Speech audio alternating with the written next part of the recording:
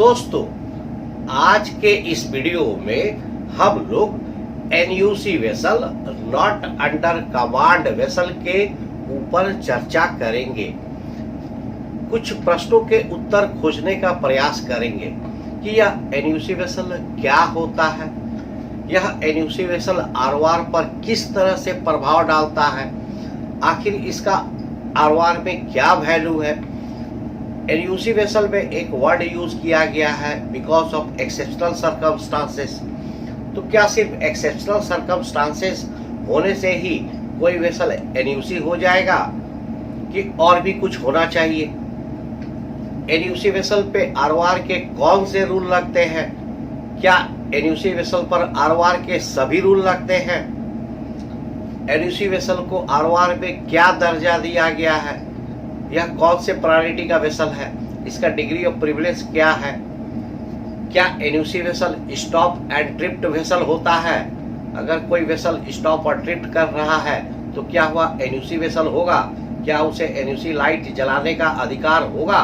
तो कुछ इस तरह के प्रश्नों को हम लोग इस वीडियो में खोजने का प्रयास करेंगे। तो आइए देखते हैं कि NUC वेसल क्या होता है और इन प्रश्नों का उत्तर इस वीडियो में खोजने का प्रयास करते हैं। मैं captain Sanjay Singh, merchant navy, navy coaching.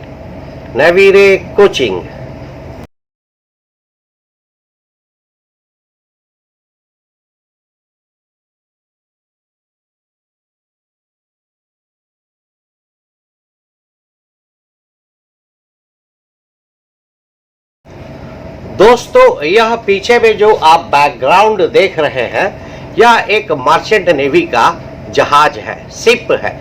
इस शिप के ब्रिज पर मैं हूं और वहां से वीडियो को बना रहा हूं। मैं इस शिप का कैप्टन हूं, तो I am the captain of this merchant navy vessel और यहीं से इस वीडियो को बना रहा हूं। दोस्तों, यह देखिए, यह मर्चेंट नेवी का एक जहाज है, यह लाइव है। मैं इस शिप पर कैप्टन हूँ। यह जहाज का ब्रिज है, यहाँ से जहाज को कंट्रोल किया जाता है। यहाँ पर देखिए विभिन्न प्रकार के इक्विपमेंट और गैजेट्स लगाए गए हैं जो कि जहाज को कंट्रोल करते हैं। यह जहाज का मेन डेक है। रात के अंधेरे में उतना पता नहीं चल रहा होगा, कभी दिन के समय में मौका मिला तो जरूर दिखाऊंगा। यह डेक है, इस पर अभी लाइट जली हुई है और अभी हम लोग इंतज़ार कर रहे हैं, एंकर पे हैं और पोर्ट के अंदर जाने का इंतज़ार कर रहे हैं।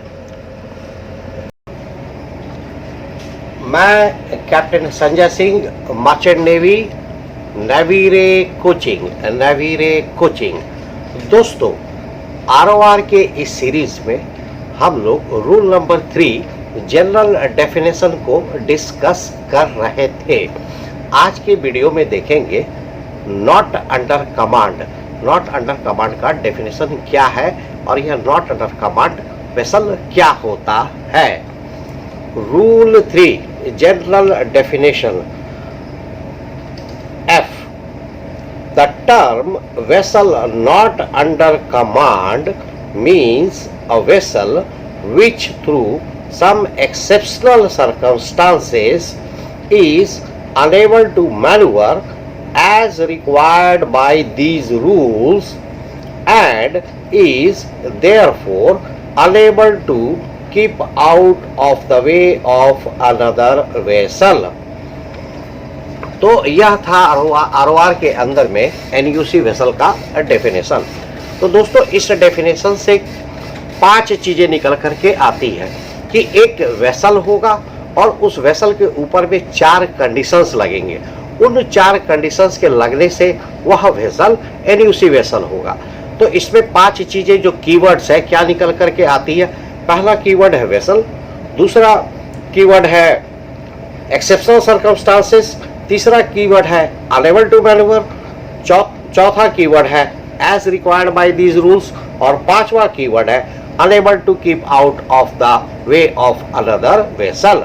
तो यहाँ पर यह बात समझ में आती है कि पहला कीवर्ड जो वेसल है उसके ऊपर में यह बाकी के चारों कीवर्ड लगेंगे तभी वह वेसल एनयूसी होगा, नहीं तो वह वेसल एनयूसी नहीं होगा।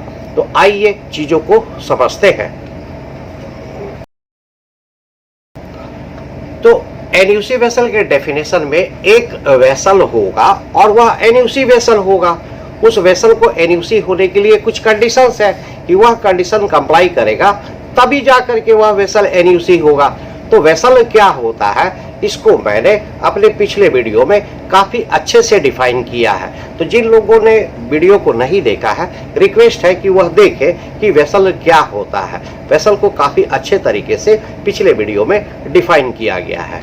तो यहाँ पर जो है वेसल को एनयूसी होने के लिए 4 कंडीशन है। पहला कंडीशन है एक्सेप्शनल सर्कमस्टांसेस।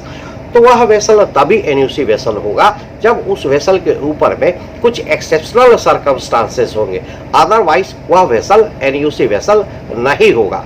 इस एक्सेप्शनल सर्कमस्टांसेस का मतलब क्या हुआ? इस एक्सेप्शनल सर्कमस्टांसेस का मतलब हुआ एक ऐसी अवस्था जो कि गंभीर है, अत्यधिक ही गंभीर अवस्था है, एक्सेप्शनल केस है, अपवाद केस है। यह एक नॉर्मल केस नहीं है, यह एक ऑर्डिनरी केस नहीं है, यह एक स्पेशल केस नहीं है, यह एक एक्सेप्शनल केस है। यह एक ऐसी गंभीर अवस्था है जिसपे कि वेसल को एनयूसी कहा जाएगा। तो कुछ इसके एग्जाम्पल देख लेते हैं कि एक्सेप्शनल सर्कमस्टांसेस क्या हो सकता है। तो जैसे कि मेन इंजन ही खराब हो गया, वह अब यूज में नहीं है, हम जा रहे हैं और मेन इंजन खराब हो गया, अब हम जहाज को कंट्रोल नहीं कर पाएंगे। या फिर जैसे प्रोपेलर ही टूट करके निकल गया, या रडर ही खुल गया, या फिर स्टीयरिंग ही फेलियर हो गया, या इस तरह से कुछ इंजन रूम में ही फ्लडिंग हो गया कि अब हम इंजन रूम में जा ही नहीं पा रहे हैं और इंजन ही स्टार्ट नहीं कर पा रहे हैं। तो कुछ इस तरह के केसेस जो है वह एक्सेप्शनल सर्कमस्टांसेस के केसेस होंगे। या फिर जैसे कि आप एंकर में हैं और एंकर ही टूट गया और अब सिर्फ चेन बचा हुआ है, तो एंकर जो है, इस एंकर पर जो जहाज है, इस कंडीशन में वह एनयूसी वेसल के अंदर में आ जाएगा। तो दोस्तों हम लोग समझ गए कि किस तरह के केसेस जो है एक्सेप्शनल सर्कमस्टांसेस हो सकते हैं, या उस तरह के विषम परिस्थिति होंगे जहां पे हो जिस केस के होने पर जहाज को कंट्रोल नहीं किया जा सकता है, कंट्रोल करना मुश्किल है। उसी केस में जहाज जो है एनयूसी होगा, वह वेसल एनयूसी होगा। परंतु बात यहाँ खत्म नहीं होती है। एक्सेप्शनल केस होने के बाद भी बाकी और भी 3 कंडीशन है। वह 3 कंडीशन साथ साथ लगेगा तभी वह जाकर के जहाज एनयूसी होगा, नहीं तो नहीं होगा। दूसरा कंडीशन क्या है? Unable to manoeuvre. तो पहला कंडीशन था एक्सेप्शनल सर्कमस्टांसेस, दूसरा कंडीशन है अनेबल टू मैन्यूवर। तो कहने का मतलब है कि उस एक्सेप्शनल सर्कमस्टांसेस के कारण, उस विषम परिस्थिति के कारण अगर कोई जहाज मैन्यूवर नहीं कर पा रहा है तभी वह एनयूसी होगा, नहीं तो वह एनयूसी वेसल नहीं होगा। तो एक्सेप्शनल सर्कमस्टांसेस होना चाहिए और साथ साथ उस एक्सेप्शनल सर्कमस्टांसेस के साथ वह वेसल अनेबल टू मैन्यूवर भी होना चाहिए, मैन्यूवरिंग नहीं कर पा रहा हो। तीसरा केस क्या है? As required by this rule. As required by this rule. तो पहला कंडीशन क्या था? Exceptional circumstances. उस सर्कमस्टांसेस के कारण अनेबल टू मैन्यूवर, और इस अनेबल टू मैन्यूवर के कारण क्या? तो as required by these rules, मतलब कि वो ऐसा मैन्यूवरिंग नहीं कर पा रहा है जो कि रूल में दिया गया है। तो आरओआर में तो बहुत सारे रूल है, किस रूल की बात हो रही है? कौन सा रूल के हिसाब से मैन्यूवरिंग नहीं कर पा रहा है? तो यहाँ पर यह समझने वाली बात है कि यहाँ पे जिस रूल की चर्चा हो रही है, चूंकि मैन्यूवरिंग की हो रही है, अर्थात आरओआर के सेक्शन बी के स्टीयरिंग एंड सेलिंग रूल्स की बात हो रही है, जिसमें कि 3 सेक्शन है। In any condition of visibility, sight of one another and restricted visibility, यह 3 सेक्शन के मिलने से पार्ट बी बनता है स्टीयरिंग एंड सेलिंग रूल्स। तो इस part B steering and sailing rules की बात हो रही है, रूल नंबर 4 से रूल नंबर 19 तक। तो इन तीनों कंडीशन को मिलाकर के देखने से क्या होता है कि कोई भी वेसल एनयूसी तभी होगा जब वो एक्सेप्शनल सर्कमस्टांसेस हो, और उस एक्सेप्शनल सर्कमस्टांसेस के कारण अनेबल टू मैन्यूवर हो, और उस अनेबल टू मैन्यूवर के कारण as required by this rule इन रूल को फॉलो नहीं कर पा रहा हो, अर्थात पार्ट बी का स्टीयरिंग एंड सेलिंग रूल, जिसके अंदर में सेक्शन 1, सेक्शन 2, सेक्शन 3 आते हैं। Any condition of visibility, site of one another, restricted visibility. तो ये जो रूल नंबर 4 से 19 को कंप्लाई नहीं कर पा रहा है, मैनूवर नहीं कर पा रहा है किसी एक्सेप्शनल सर्कमस्टांसेस के कारण, तभी वह जहाज एनयूसी होगा। अभी एक कंडीशन और बाकी है। लास्ट कंडीशन क्या है कि is therefore unable to keep out of the way of another vessel. मतलब कि पहला कंडीशन एक्सेप्शनल सर्कमस्टांसेस हुआ, उसके कारण अनेबल टू मैनूवर हुआ। तीसरा कारण है कि रूल्स को फॉलो नहीं कर पा रहा है, part B section steering and sailing rules. और इन सभी के कारण चौथा कंडीशन क्या है कि वो unable to keep out of the way of another vessel, मतलब किसी दूसरे जहाज के रास्ते से अपने आप को अलग नहीं रख पा रहा है, क्लियर नहीं रख पा रहा है। तो इन चारों कंडीशन के लागू होने से ही कोई वेसल एनयूसी होगा, नहीं तो वह वेसल एनयूसी नहीं होगा। एनयूसी वेसल को आरओआर में हाई प्रायोरिटी दिया गया है। यह हाई डिग्री ऑफ प्रिविलेज वाला वेसल है, यह टॉप प्रायोरिटी का वेसल है। इसके ऊपर आरओआर में और कोई भी वेसल नहीं है, अर्थात एनयूसी वेसल के लिए बाकी किसी भी तरह का कोई भी जहाज हो उसको रास्ता छोड़ना पड़ता है, उसको एनयूसी वेसल से क्लियर रखना पड़ता है। तो आरओआर में एनयूसी वेसल को टॉप प्रायोरिटी दिया गया है, यह हाई डिग्री ऑफ प्रिविलेज वाला वेसल है। कभी कभी स्टूडेंट्स के मन में एक छोटा क्वेश्चन भी आता है कि कोई जहाज स्टॉप एंड ड्रिफ्टिंग है तो क्या उस समय वे एनयूसी लाइट का इस्तेमाल कर सकते हैं।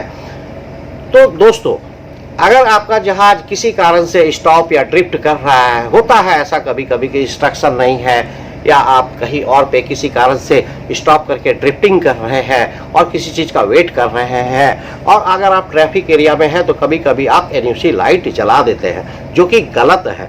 वह रूल के हिसाब से नहीं होगा, क्योंकि एनयूसी का light, identity light, 2 red light या डे में 2 ब्लैक बॉल जलाने का या लगाने का अधिकार आपको तभी है जब आपका जहाज एनयूसी है, अर्थात आपके जहाज में कुछ ऐसी गंभीर परिस्थितियां, विषम परिस्थितियां उत्पन्न हो गई है जिसके कारण आप रूल मैनूवर नहीं कर पा रहे हैं, रूल को फॉलो नहीं कर पा रहे हैं और किसी अन्य जहाज के रास्ते से अपने आप को अलग नहीं रख पा रहे हैं, तभी आप उस आइडेंटिटी लाइट, एनयूसी लाइट को, एनयूसी का जो आइडेंटिटी लाइट है उसको जला सकते हैं, या वो ब्लैक बॉल्स जो 2 ब्लैक बॉल है डे सिग्नल उसको लगा सकते हैं।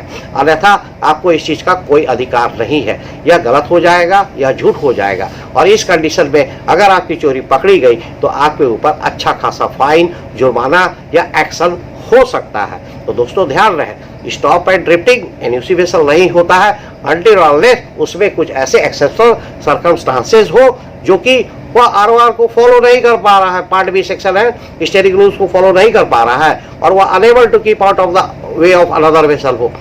परंतु अगर ऐसा नहीं है तो आप एनयूसी के हकदार नहीं है, और आरओआर में जो एनयूसी के लिए टॉप प्रायोरिटी स्पेशल प्रिविलेज है वह आपको नहीं मिलेगा, बल्कि यह चोरी होगी और इसके लिए आपको उचित दंड मिलेगा। तो उम्मीद करते हैं दोस्तों कि आप समझ रहे होंगे कि एनयूसी वेसल एक टॉप प्रायोरिटी वेसल है, जिसके लिए एक अलग से रूल बनाया गया है और बाकी सभी जहाज़ों को इससे क्लियर रखना है। तो इसलिए आप झूठ बोलकर या धोखा देकर के दूसरे जहाज़ों को नहीं बोल सकते हैं कि हम एनयूसी है, आप हमसे दूर रहे। आपको सही में एनयूसी होना होगा, तभी जाकर के आपको एनयूसी जहाज का जो फैसिलिटी है आरओआर के अंदर वह मिलेगा, नहीं तो नहीं मिलेगा। एनयूसी वेसल को समझने के लिए एक हिंट देते हैं। एनयूसी का फुल फॉर्म क्या है? Not under command. आप इस कमांड को हटा दीजिए और कंट्रोल लगा दीजिए, तो इससे क्या हो जाएगा? Not under control. तो कोई भी जहाज जब किसी कारण से नॉट अंडर कंट्रोल हो जाए तब वही जहाज नॉट अंडर कमांड होता है। मतलब not under control vessel is not under command vessel. चीज़ों को सरल रखिए, समझने में आसानी होगी। तो फाइनली जो जहाज कंट्रोल में नहीं रहेगा वही नॉट अंडर कमांड होगा। दोस्तों इसी प्रकार से नेक्स्ट वीडियो में देखेंगे रैम वेसल का definition, restricted in her ability to manoeuvre, कि आरओआर में उसका डेफिनेशन क्या है, और चीज़ों को समझेंगे कि रैम वेसल क्या होता है। क्या रैम वेसल एनयूसी वेसल से बड़ा होता है कि रैम वेसल एनयूसी वेसल से छोटा होता है। अगर रैम वेसल और एनयूसी वेसल दोनों आमने सामने आ जाए तो किसको एक्शन लेना होगा, किसको एक्शन नहीं लेना होगा, कौन गिव वे होगा, कौन स्टैंड अप होगा। तो थोड़ा रैम और एनयूसी के बारे में भी समझेंगे और साथ साथ यह भी समझेंगे कि ram vessel restricted in her ability to manoeuvre vessel क्या होता है। तो मैं captain Sanjay Singh, merchant navy, नवीरे कोचिंग, आरओआर की इस चर्चा में हम लोग और भी आगे देखेंगे और भी आगे बढ़ेंगे और चीज़ों को समझने का प्रयास करेंगे। तो आरओआर को समझना है, डिस्कशन करना है, तो आइए मिलकर करते हैं और समझते हैं। और इसके लिए आप देखते रहिए मेरा चैनल नवीरे कोचिंग, नवीरे कोचिंग। थैंक यू दोस्तों, मिलते हैं आपसे, जल्द ही मिलते हैं, नेक्स्ट वीडियो में जल्द मिलते हैं। Rule 3. General definitions NUC vessel. F. The term vessel not under command means a vessel which through some exceptional circumstances is unable to maneuver as required by these rules and is therefore unable to keep out of the way of another vessel.